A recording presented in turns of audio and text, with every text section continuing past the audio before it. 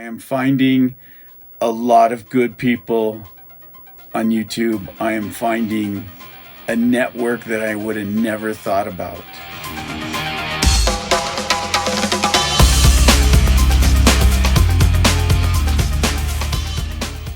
Hi, welcome back. Today we're going to talk about a reel-to-reel player that I have. It's a Teac A4010S. Haven't had many issues with it. I actually really like messing around with it because it's a reel-to-reel. Was able to find some tapes pre-recorded at garage sales and estate sales. So the music that's recorded onto this isn't the highest quality. I believe this recording is from 1972. It sounds all right. I like listening to it. I really like messing around with this. When I bought this, it needed a belt. The belt that was in there just absolutely disintegrated and was literally wrapped around things inside there. A lot of videos on YouTube about not this exact model, but models like this on how to remove screws, remove the motor, replace the belt on it. Belt was readily available. I believe at the time I bought it on eBay, it came with two belts. It came with the belt for the counter, and it also came with the belt with the motor. So there's a motor inside there that drives this little pin right here. And when this wheel is forced on the tape, it drives it. These have some drive to them. They have little brake pads on there. Didn't need to mess with them. It seems to be in good working order.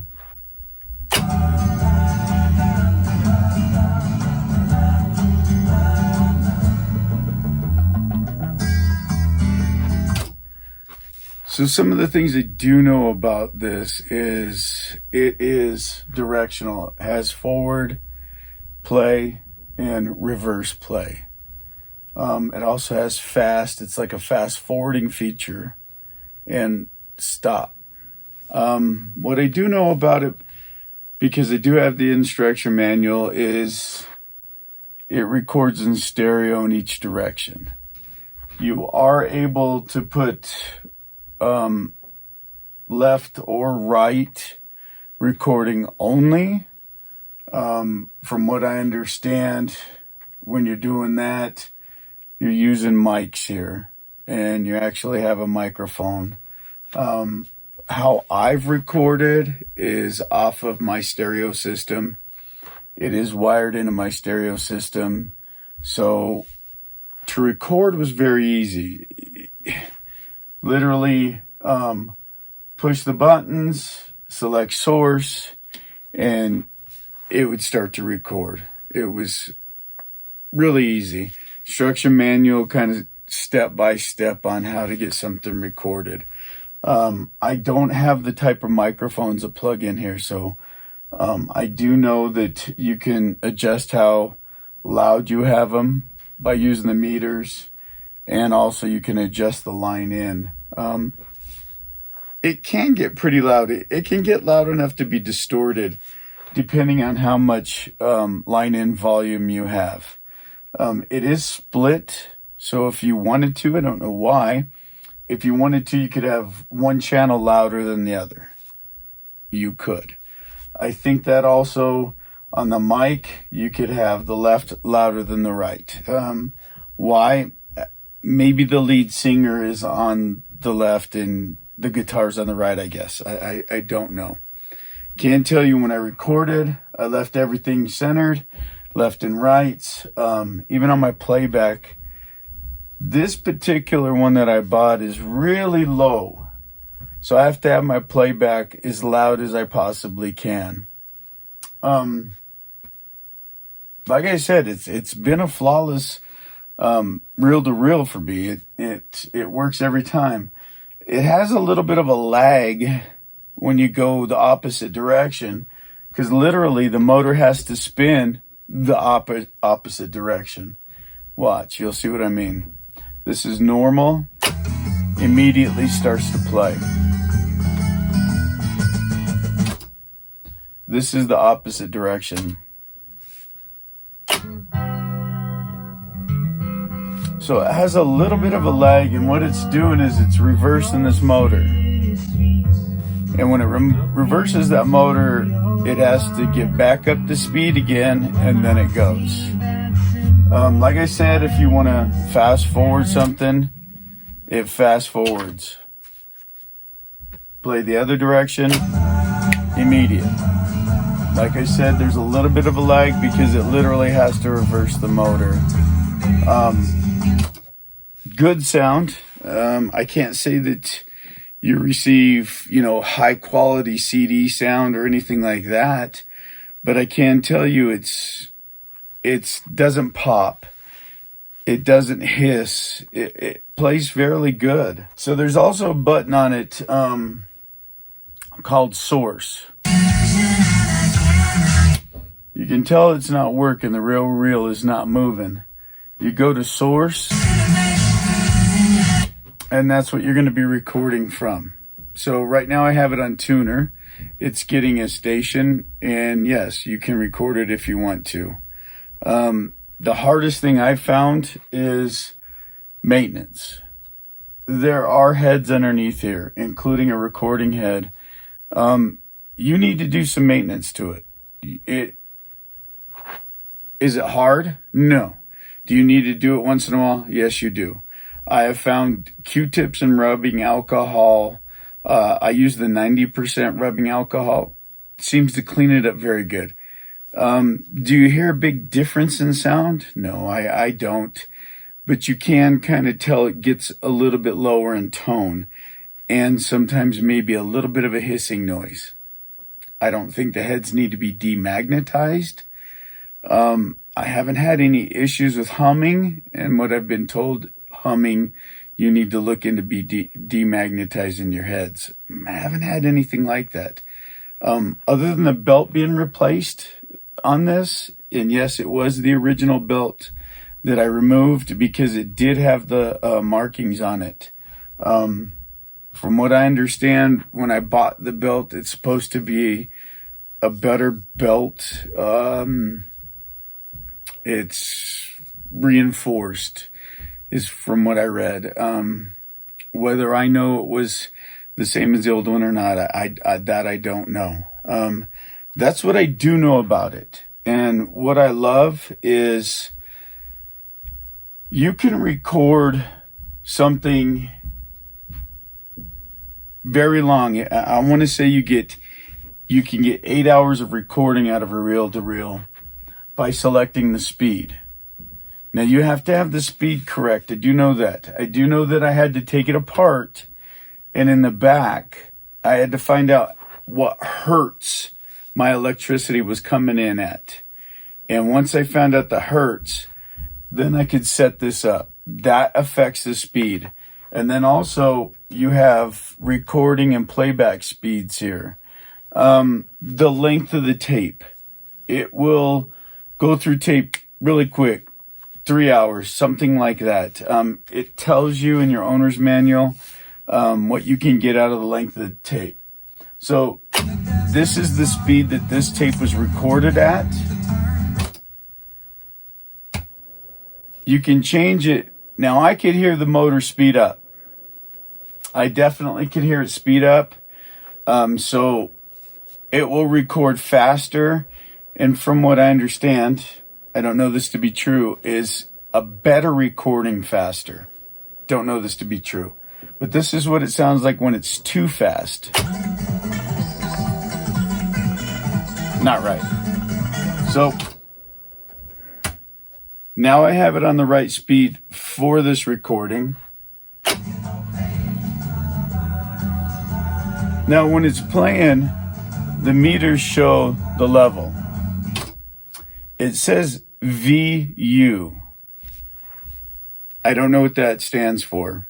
I do know that it tells you that this is the left and this is the right channel. You can also adjust your playback level. When the needles get in the red, I don't know if it's because the playback head, it does start to get a little noisy. I wouldn't have it in the reds. Whoever recorded this in 72, I have this as maxed out as I can get, and it's a very soft, very good level.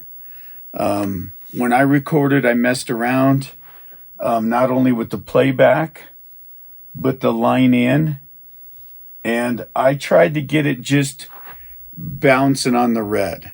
I didn't want it to stay on the red because it kind of started to distort a little bit for me.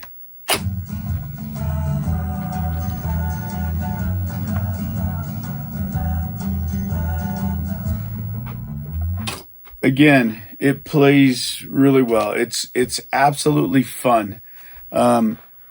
It'll blow your friends' minds when they come over and you fire this thing up and they start moving. Again, you can play it in the other direction. Meters are working. So you can kind of tell whoever recorded this, if you can see it, that the right meter is higher than the left. It's bouncing in the red every once in a while. So listening to it too on the right hand speaker, when it sticks in that red a little bit, it kind of gets a little crisp, little crunchy sounding noise to it. That's just whoever recorded it. A lot of things can play into that 1972, the record player. It could have had the record player turned up on one side, or it was recorded that way. Just didn't catch it by using the line in and lower the right hand side. That's what I would have done. That's the only difference. Still really cool to listen to. Whoever I bought this from, they were very into reel to reel. It was really cool. I got this at a estate sale, and inside it has little sheets, and it says what song, and it also gives the location on the wheel counter. So you can kind of fast forward it to the next song. It's kind of cool. It also tells you inside of here what the speeds do for you. It tells you that it is in 3 3/4 right now, and this is a 3-hour recording. So you can get 3 hours out of this tape, which is kind of cool. Yeah, I have to admit, I've sat down here before. I've listened to 3 hours. I've listened to this thing for 3 hours on one side. So literally it's 6 hours if you're talking about both sides. Remember, it's only in stereo. It gives you good sound. Bitcoin deadlines. Whatever's still inside there, whatever capacitors are still in there, whatever light bulbs still work.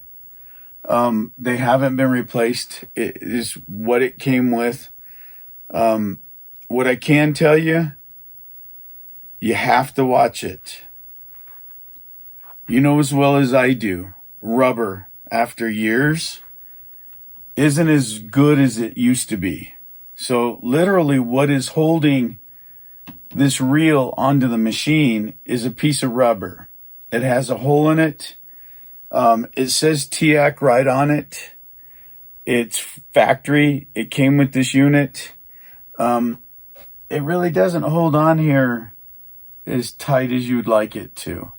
So what I find myself doing is poking at them.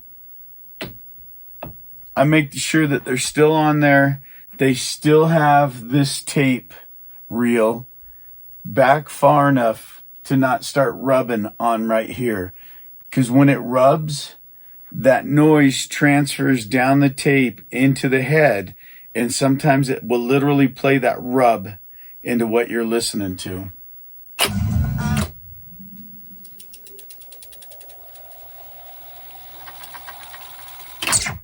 Really gets going, man, when it's fast forward or rewinding. Really gets going. Really good recording. I've listened to this many times. Both needles are almost identical. Plays back really good. It's fun to listen to. Whoever recorded this in 72 had a good taste in music. Timeless music. You can sit here, like I read off to you, for 3 hours and play this if you want to. Again, if you're done, you can throw it on source. You can hear it. It's crystal clear coming through those speakers. That music sounded good. And it's going from my head unit to this, back to the head unit, and then to the speakers. It's really clear. Again, like I said, I don't know what's behind here other than what I did take this apart to replace the drive belt. Don't know what capacitors are in here. I can't tell you anything about it, but it doesn't hiss. You would hear the hissing right now. You know how loud I got the volume up. It would be humming or hissing right now, from what I've been told. And then you start to need to look into getting the capacitors replaced. And you want to do that before they short to ground. I do know that causes problems. No issues with it. I love listening to it. I've really gotten into it the last year. I have my own recordings. I would play them, but I messed around. I messed around with tape length. I messed around with speed. I messed around with tape thickness. Just to work the bugs out in my own mind, figuring out what I'm doing. I can tell you, record player to that, you really need to clean your record. Any popping, any hissing off that record, it will come right through. What I'm going to do is I'm going to pause you. I'm going to throw on my recording, not this one here, and I'll find one of the records that I played from my record player to this to record, and I'll show you some of the issues I ran into. So I took off the recording from somebody else, and this is a tape that I bought. And on here, which is really cool, is it says it's from the U.S. Army 1st Logistics Command, Special Services, APO San Francisco. And this is all the stuff that was recorded on it. I don't know what happened, but I don't know the years that these were recorded. I'm going to guess. Some of these songs have got to be from the 60s. So late 60s, early 70s, this was recorded. When I played this back, it was not good. It only came in on the left side. The right side was a bunch of noise. So I'm going to put this reel-to-reel on. It's not in the best shape. It's cracked. I've listened to this probably 100 times. Again, this is what we're going to do. We're going to find the speed. I've selected the speed that I recorded it in. And then there's 3 tabs. And they lock into 3 tabs on here. So I just take my time. I give myself a little bit of tape, put it on there, and it's in. So I've talked about the rubber wheels. This is the time you definitely need to check a couple of times when you mess around with this. Okay. So what I do is I make sure I have the tape, and it's going to go over this. This is called the reverse sensor.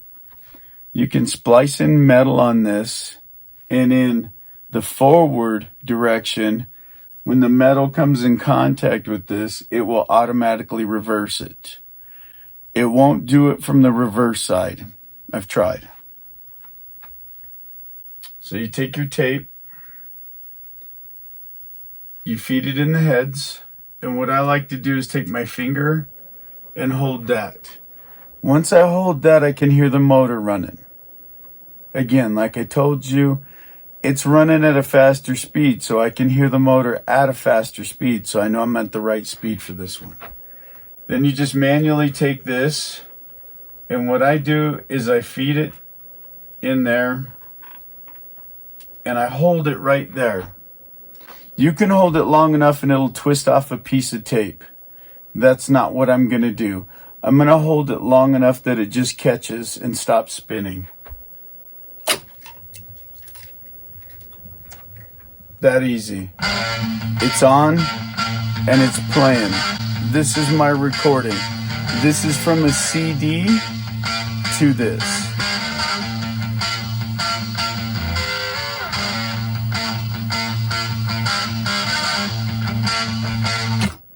No issues with playback. None whatsoever. Like I said, it's pretty good. You fire it up. I give it a little bit of warm-up time because while it's sitting here, you can hear the motor running. Don't know the exact year on this. It needs a little time to get going. So I give it that time. Like I said, once you get it going, you can fast forward. Now, what did I tell you? Every once in a while, you should check these and make sure they're on there. Okay? And in checking that, I told you it's cracked. It's not cracked because of age. It's cracked because it fell off of here while I was listening to it.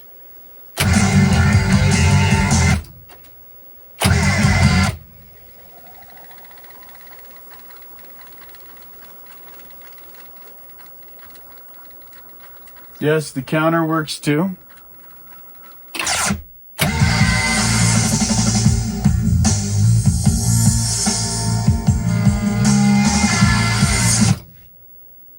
Look, I don't want to bore you to death. It's just a passion of mine. My first video, you saw my Teac Z7000. I don't think I got my point across on how number one rare that piece of cassette player is, and how I bought it in 1995 for $5. I appreciate your guys' comments. I got comments all the way from Germany. I really appreciate people that reached out to me and told me that if they find the service manual, they'll copy it and send it to me. That's amazing. I am finding a lot of good people on YouTube. I am finding a network that I would have never thought about. So in saying that, my Teac Z7000 and my Teac A4010S, I can't tell you what Teac means to me. They put out equipment that will last. Some people have said to me, well, you're in Colorado. You have low humidity. You don't know what that means. No, I don't know what it means. I do know that these things are incredible and have lasted a long time. This is my passion, is music. I would like to hear from you. I would like to see if you've actually watched this video to the end and number one, liked it, and number two, subscribed. Because I want to hear what you want me to pull out next. Is it my Pioneer record player? Is it my 200 Sony CD carousel? What is it? What do you want to see next? please, if you know about this more than I do, please, like the comments that I've received, leave them. I read them. I've responded to every one of them. I appreciate everything. And I'm going to leave you with this.